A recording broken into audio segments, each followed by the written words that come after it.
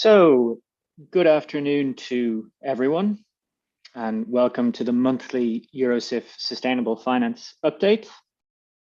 So, as always, we'd like to thank everyone for taking the time to attend this session. It's been a very busy period since our last update, with several important developments having occurred. Particularly, it has to be said in relation to SFDR.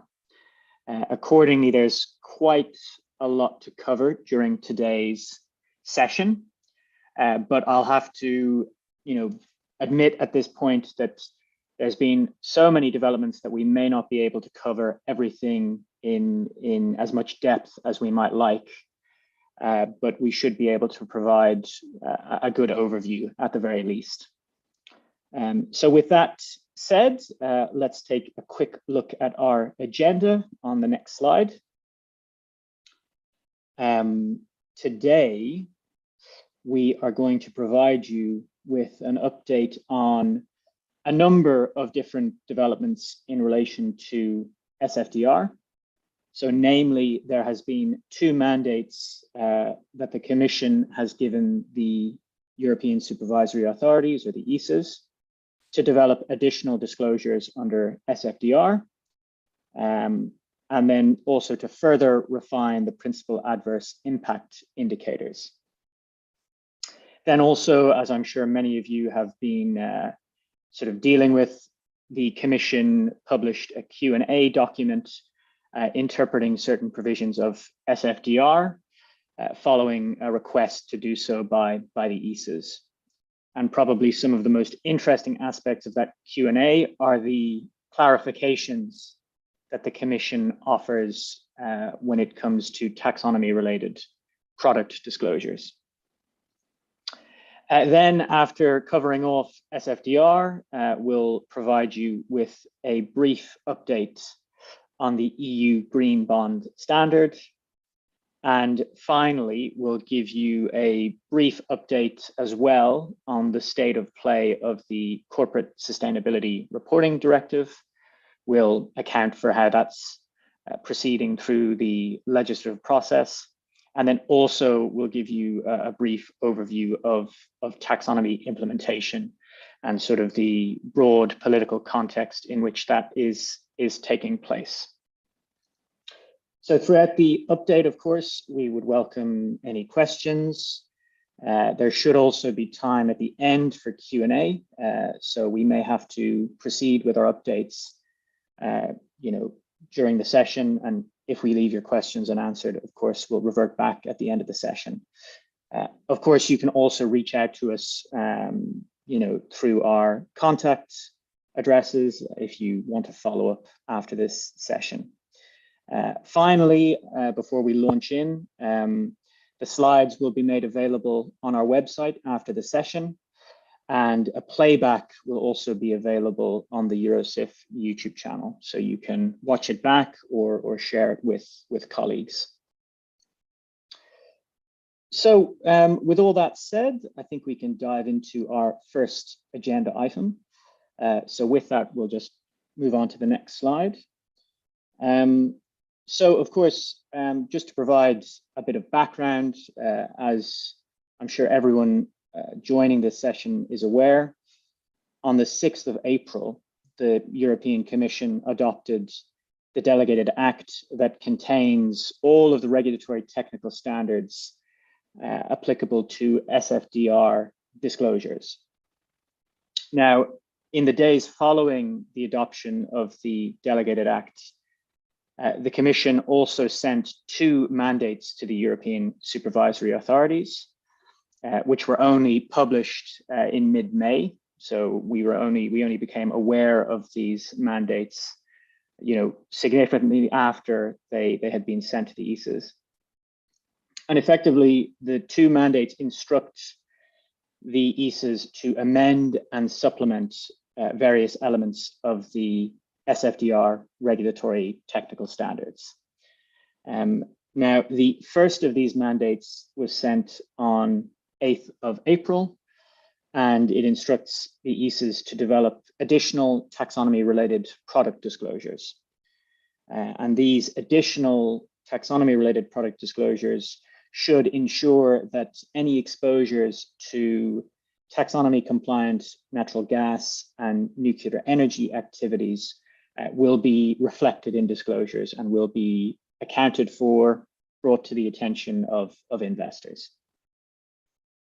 And of course, these additional taxonomy-related disclosures are now required due to natural gas and nuclear energy possibly soon being included in the taxonomy through the so-called Taxonomy Complementary Delegated Act, or CDA.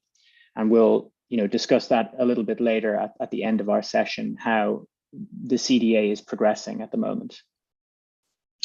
But effectively, the ESAs have been given until 30th of September 2022 to satisfy the Commission's mandates. Accordingly, the Commission clarifies that they are permitted to use a rapid procedure to deliver the amendments to the regulatory technical standards.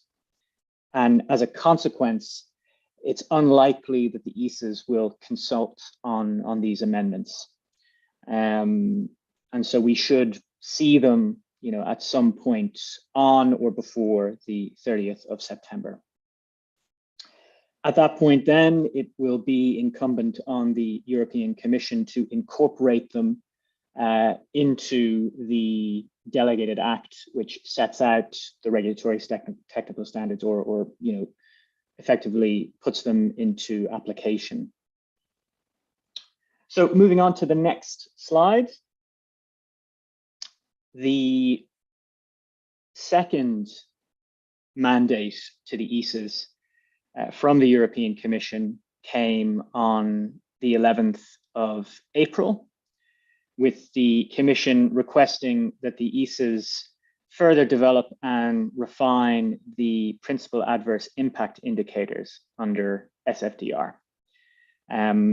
Of particular note, the Commission would like the ESAs to consider extending the list of universal PAI indicators.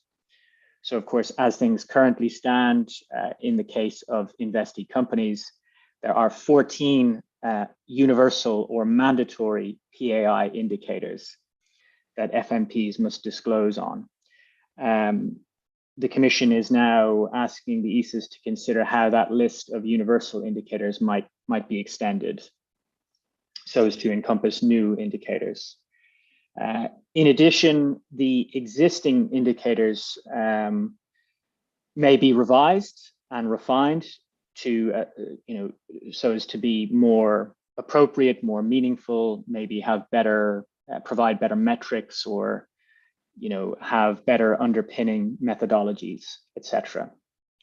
And then finally, in this second mandate, the Commission has also requested that the ESAs develop product disclosures around any decarbonization targets. So, for instance, if an FMP were to have exposure to companies with a transition plan, which had set intermediate targets for decarbonization, presumably these additional disclosures will be designed to allow the FMP to disclose that fact and to make it apparent to investors.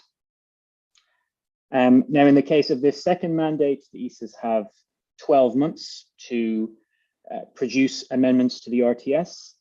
And then, of course, the Commission will likely then incorporate the changes proposed by the ESAs into SFDR level 2. And that's likely to occur at some point next year.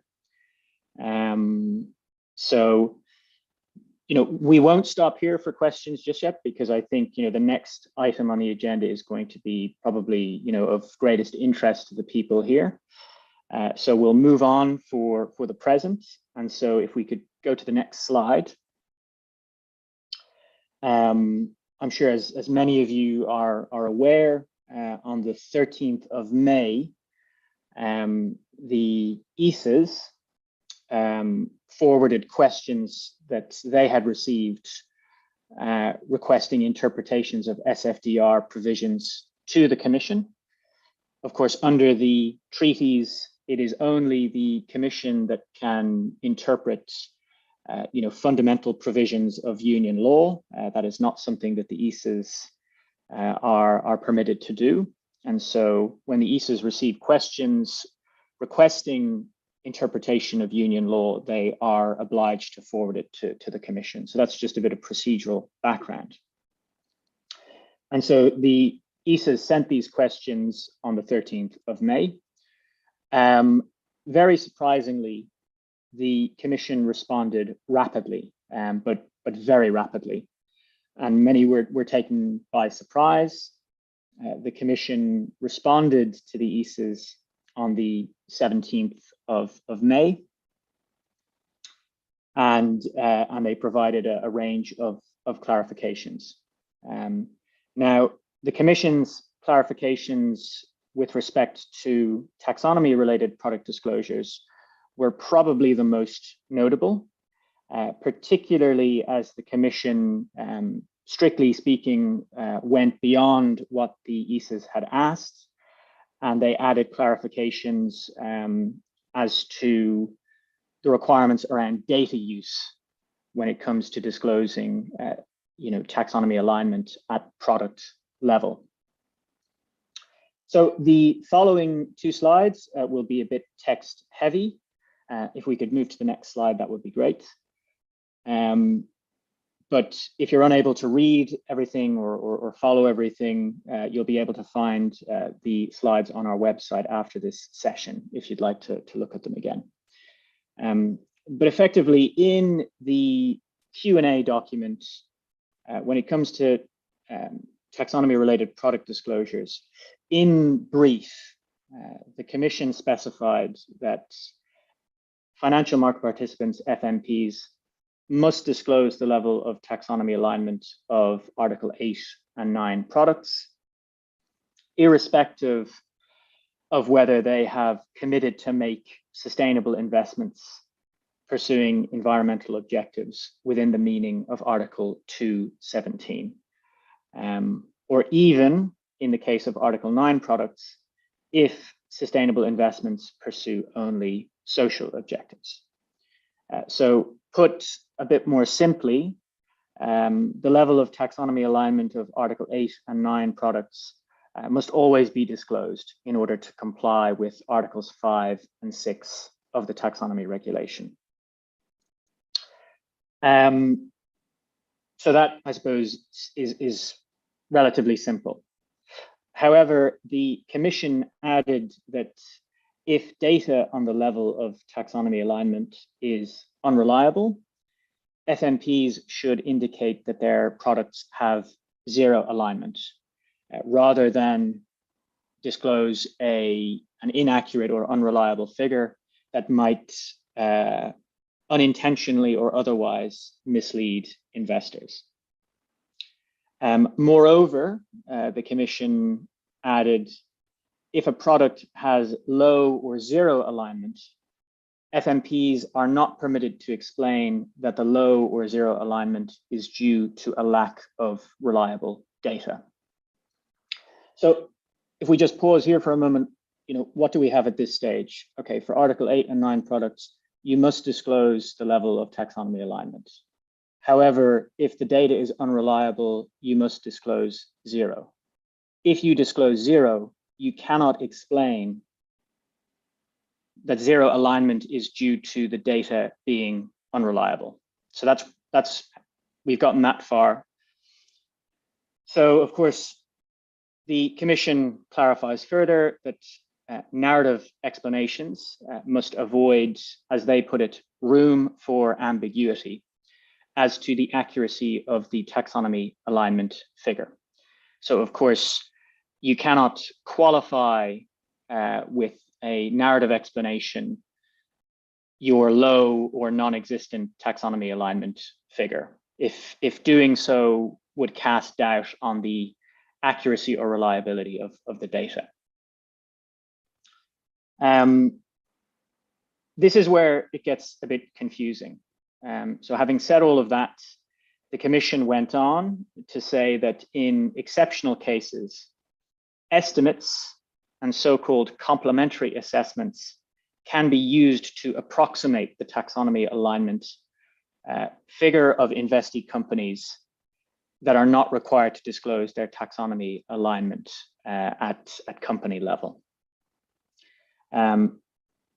However, if estimates are used, FMPs should explain the basis for their conclusions, how exactly they calculated the estimate, and why the use of estimates was necessary. So just here as an aside, this point on the use of estimates is confusing because, of course, it appears to contradict what the Commission has said about not creating ambiguity or casting doubt on the reliability of taxonomy alignment figures. But we'll address that now on the next slide. So, unfortunately, the Q&A has created a degree of confusion. It appears to be contradictory in places. In other places, it's at variance with what the ESAs have publicly stated previously on the application of taxonomy-related product disclosures. And you could also say what the Commission has said is at variance with provisions of the regulatory technical standards as well. So, for instance, in the ESA's updated supervisory statement of 25th of March, the use of estimates to assess the extent of taxonomy alignment at product level was expressly prohibited. Instead, the ESAs insisted that equivalent information had to be obtained. And if you want the legislative reference, you have it there. It's Article 16(2)(b) of the RTS. FMPs would then have to explain where and how they obtained said equivalent information. The Commission appears to have negated the ESA's prohibition on the use of estimates in this Q&A. In addition, when it comes to justifying the use of estimates, which the Commission says an FMP must do if they use estimates, the question sort of arises is how exactly can an FMP explain the need to use estimates without referring to the lack of reliable data on taxonomy alignment? So on the one hand, the Commission has said you can use estimates, but they've also said that you can't provide explanations that effectively refer to the lack of reliable data on taxonomy alignment. So there's a little bit of a contradiction there. Furthermore, there are questions over whether it's really all that useful to have been permitted to use estimates. Estimates, of course, are by their very nature imperfect, and they can hardly be regarded as fully reliable. They are, after all, approximations at the end of the day. And of course, given that the Commission has also stated that unless you have reliable data, you should indicate zero, what we're anticipating is that many FMPs are likely to indicate zero alignment rather than risk disclosing unreliable data without being able to provide a disclaimer. So, this is kind of effectively what we're expecting to be the outcome of this Q&A until a few things are maybe clarified.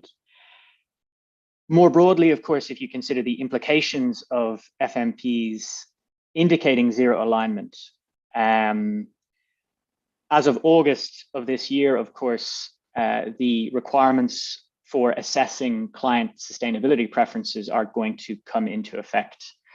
And the first criterion for assessing client sustainability preferences is the share of taxonomy alignment. Effectively now, because the Commission is saying that if you don't have reliable data, you should indicate zero, the overwhelming majority of FMPs are probably going to be indicating that their products have zero alignment with the taxonomy. First of all, they can't explain why that's the case because they can't refer to the lack of data to explain the zero alignment. That'll probably make everyone look quite bad. But effectively, it makes that first criterion under MiFID II unworkable, because if all products or the overwhelming majority of products are indicating zero alignment, well, then you can't offer a client anything with any share of taxonomy alignment. So we're in the process of engaging with the Commission following this Q&A, just to try and understand whether the implications of the clarifications that have been offered are fully understood. Also, we're planning on reaching out to the ESAs to see whether they will be updating their supervisory statement to account for the latest interpretation of the European Commission. But of course, as I can imagine, this has created a lot of confusion. What we've provided here is maybe sort of a brief overview of the Q&A and raise some of the questions. With that, I'm happy to stop here for a few moments. What I will say as a disclaimer at the outset is, of course, I can't say that Eurosif can necessarily provide answers to some of the questions that have been raised by the Q&A, but we can, certainly gather the questions and they can help inform our thinking. So with that, I'm happy to open the floor and see if there are any questions in relation to this Q&A, or indeed the two mandates to the ESAs. All right. Well, it doesn't appear as if we have received any questions at this juncture. Feel free at any point, to post something, and we can revert back to you at the end of the session. But with that, I think we can move on to our next item, which is the EU Green Bond Standard. And so with that, I'll pass you over to my colleague, Federica. So please, Federica, go ahead. Thank you, Hugo. And indeed, last month we had an important development in the legislative process of the EU Green Bond Standard, as the Economic and Monetary Affairs, or ECON Committee, which is the committee responsible for the file in the EU Parliament, has adopted its negotiation position. So just as a reminder on the process that we are following, on the 6th of July last year, the European Commission tabled a proposal for an EU Green Bond Standard regulation. The EU Green Bond Standard proposed regulation aims at introducing a list of requirements that issuers of green bonds will be required to satisfy in order to obtain the label, because it is a label of EU Green Bond Standard, which is a high-level environmental credentials. Among the key characteristics of the proposed label, the allocation of proceeds to taxonomy-aligned activity, and the publication of a set of pre-issuance documents, post-issuance documents on impacts, and reports on the allocation of proceeds.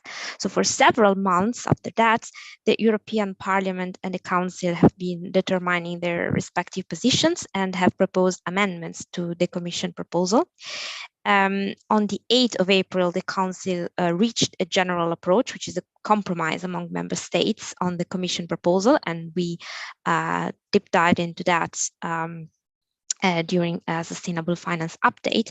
And finally, we have now the final position of the Econ Committee. So what are now the next steps?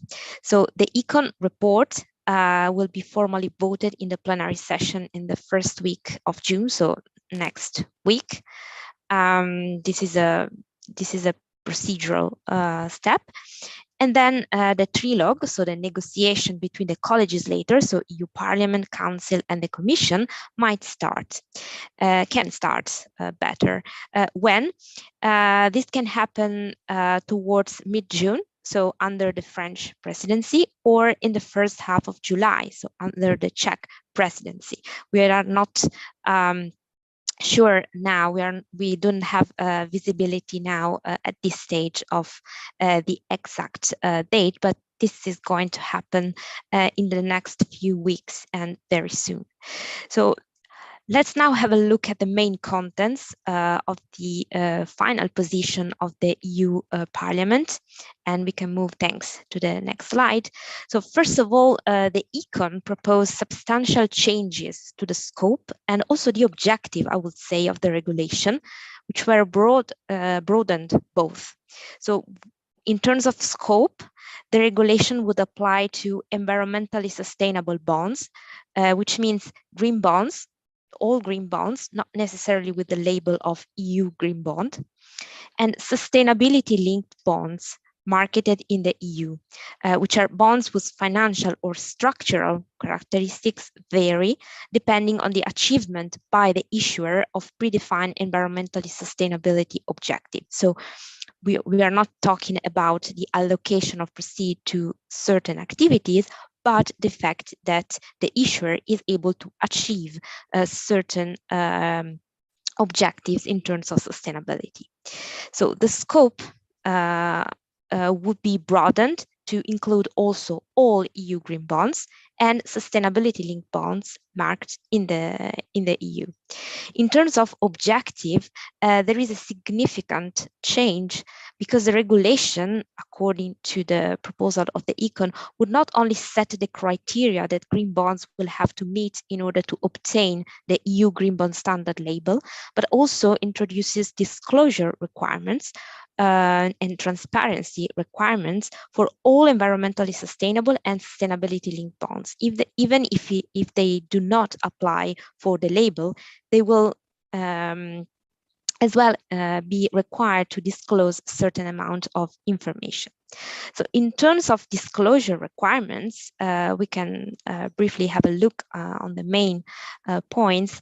Environmentally sustainable bonds must disclose in the pre-contractual disclosure a certain amount of information, including how the bond takes into account the principal adverse impact on sustainability factors and the taxonomy alignment of the use of proceeds.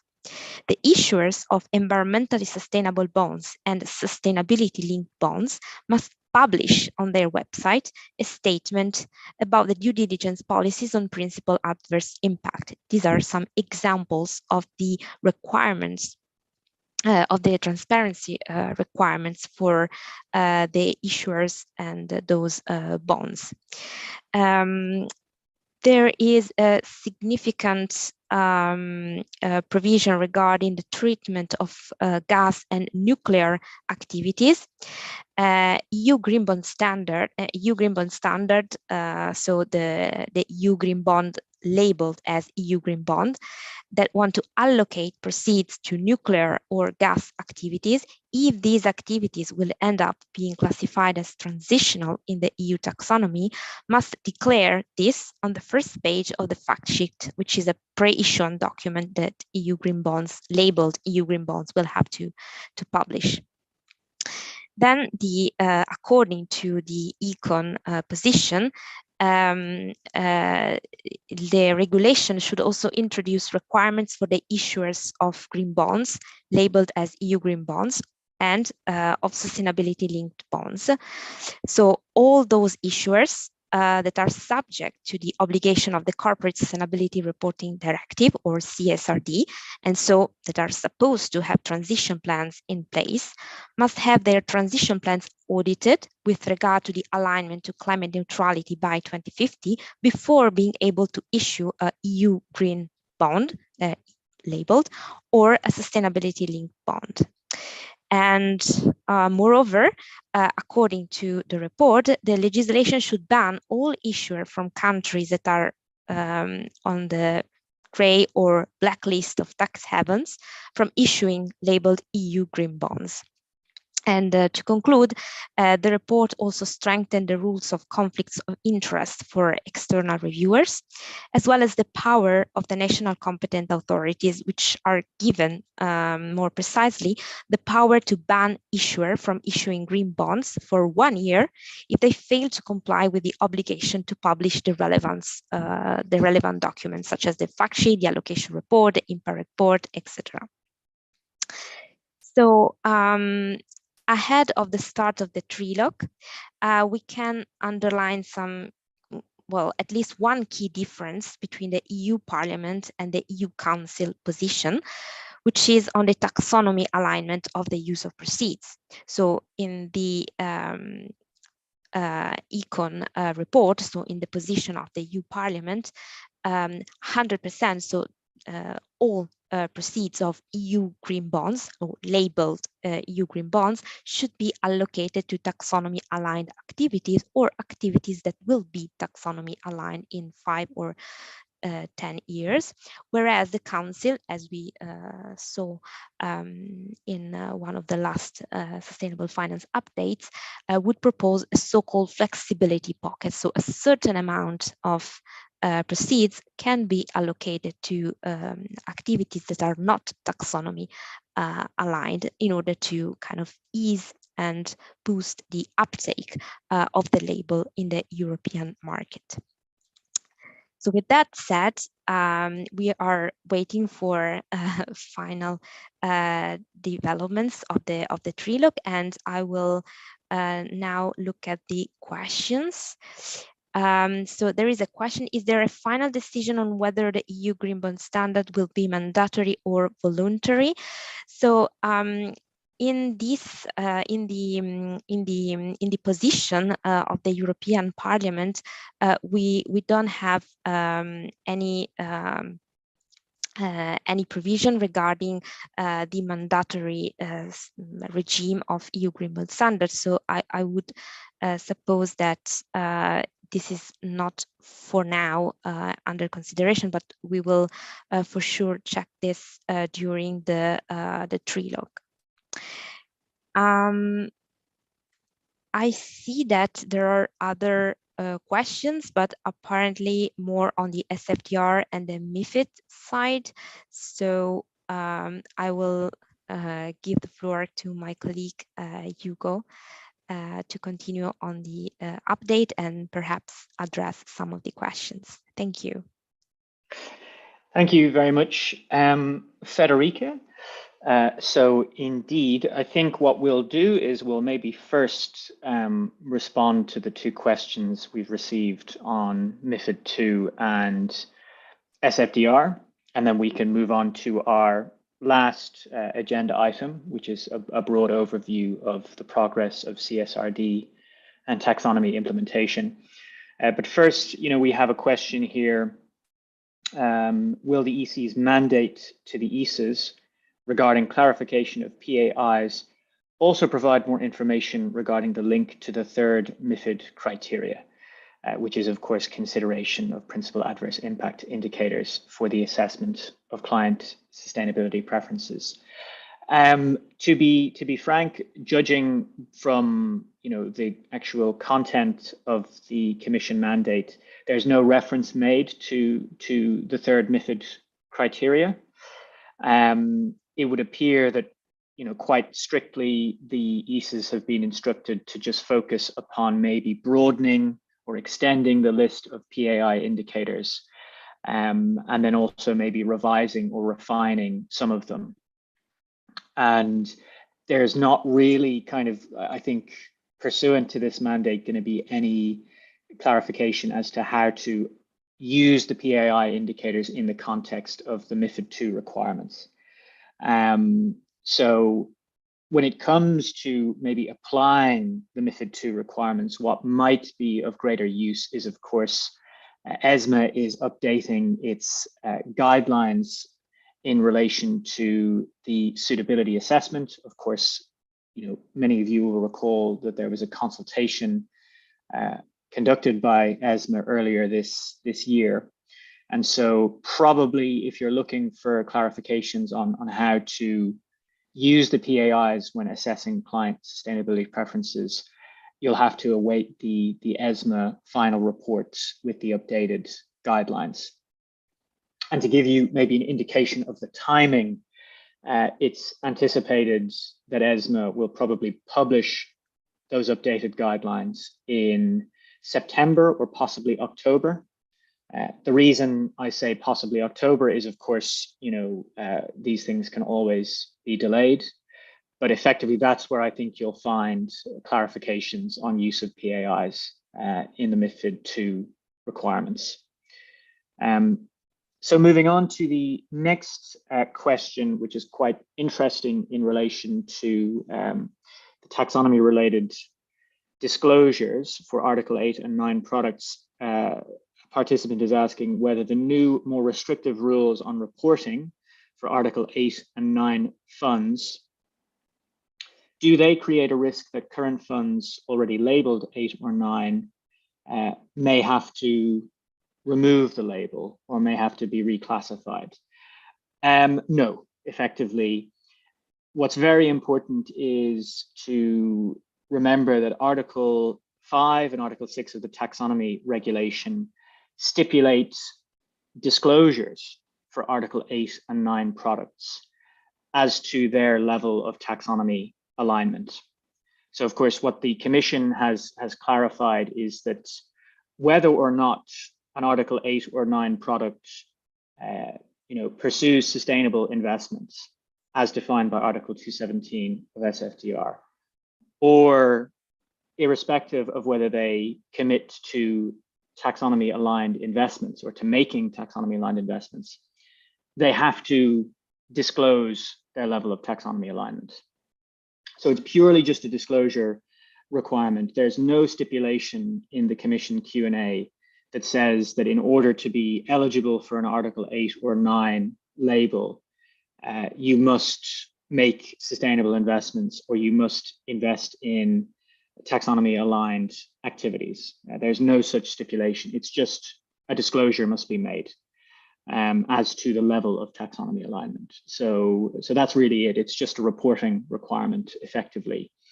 But I think, that is so far, the questions we've received on SFDR MiFID II. So I think with that, we can move on to our sort of last agenda item, which is quite broad. It's really just to give people an overview of the progress of other pieces of legislation. So namely the Corporate Sustainability Reporting Directive, the CSRD, and then taxonomy implementation. So we just have a few kind of developments to comment on in relation to these two pieces of legislation. So first, starting with the CSRD, during our last update, we informed you that the third and what was expected to be the final trilogue on the CSRD was scheduled for the 19th of May. Of course, on the lead up to the third trilogue, there were a number of outstanding issues to be resolved between Parliament and Council during that trilogue, namely concerning the scope of CSRD. So specifically whether subsidiaries and listed SMEs should be in scope. Of course, the co-legislators diverged on scope. And then also whether financial and ESG auditing functions should be separated. And effectively what that means is that for, say, an investee company, one auditing firm would have to do the financial audit. And then that firm doing the financial audit would not also be able to do the ESG audit. That would have to be another third party that would have to do that. So it would just be, there is a desire on the part of the rapporteur in Parliament, in particular Pascal Durand, to have this separation of financial and ESG auditing functions. And this has become quite a sticking point. So, unfortunately, despite a desire to conclude negotiations on CSRD before June, there was little progress achieved during the third trilogue, and accordingly, a fourth trilogue was scheduled for the 30th of May. Now, the 30th of May came and went, and there was no fourth trilogue. It was cancelled, and that was due to a lack of progress at technical level on CSRD. So, of course, there's a certain degree of frustration at this impasse, which has arisen, quite unexpectedly at the last hurdle. A date for the fourth and hopefully final trilogue is still to be decided, and it's likely to occur probably in the next 2 weeks. However, of course, what this means is that it's unlikely CSRD will be passed during the French presidency. So that is obviously not something that the presidency is pleased about, but it is just unfortunately the state of affairs at this point. One final point I'll say, just when it comes to the separation of financial and ESG auditing functions, the rapporteur is quite isolated in insisting on this point. So the rapporteur being Pascal Durand, he just believes that it will lead to a healthier market for when it comes to external assurance. But the council disagrees quite strenuously, as do many of Durand's peers in the European Parliament. So he's holding out on that, and it seems to have blocked progress. So that is quite frustrating for some of the people involved in the process. Finally, just quickly on the taxonomy, because I'm conscious we're running out of time. Very quickly, of course, an update on the Complementary Delegated Act, which we referred to earlier during the update. As a quick reminder, of course, the Commission adopted the CDA on the 9th of March of this year, and that triggered a 4-month scrutiny period, which is ongoing. And so Council and Parliament can object during that period. Now, in Council, member states opposed to the CDA have not been able to reach a majority, meaning there is no real avenue to block the CDA in Council.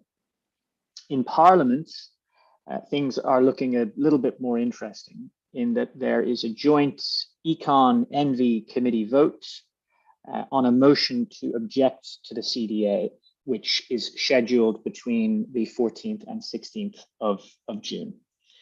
Now, in this joint Econ-Envy vote, a majority of 74 MEPs will be required for the objection to succeed.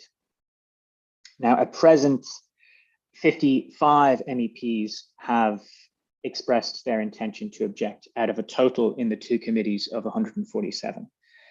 And so that means that there's, still sort of a ways to go before reaching the threshold of 74 MEPs. Having said that, there are 25 MEPs that are still undecided. And so it'll be interesting to see whether the objection in Econ and Envy actually achieves a majority. I don't necessarily want to speculate at this point, but it is not a certainty necessarily that the CDA will make it through the scrutiny period unscathed. It may actually be blocked, in which case the mandate that the Commission sent to the ESIS to develop additional taxonomy-related product disclosures under SFDR will no longer be relevant. But I just wanted to mention this at the end to sort of maybe provide a bit of wider context. So I think with that, we can see if there's any questions. I realize that we're only about, we've just reached 3:45. And so technically we are out of time, but I will take a few moments maybe to answer one or two of the questions. And we can then conclude. So let me see, regarding CSRD reporting obligations, will the future EFRAG's ESRS, so that's European Sustainability Reporting Standards, be the only valid reporting framework, or will companies be allowed to use other reporting frameworks? I suppose the CSRD will determine the scope of application of the ESRS. So effectively, if you're within scope of the ESRS, you will, of course, have to disclose.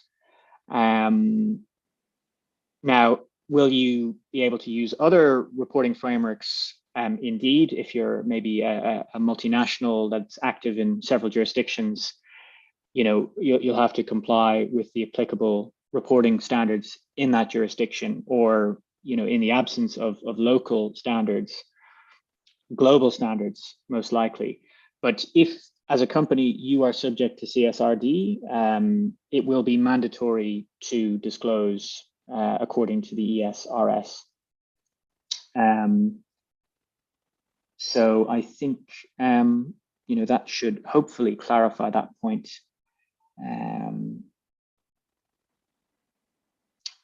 And so let me see if we can take one more question to clarify. So, I mean, another question: how do you interpret the ifs contained in the Q&A regarding the taxonomy disclosure obligations?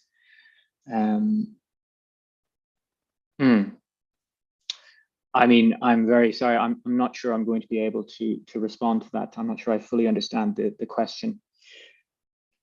I think, with that, we will conclude. I realize I haven't maybe been able to respond to all questions, but we can always get back to you if you want to reach out to us by email.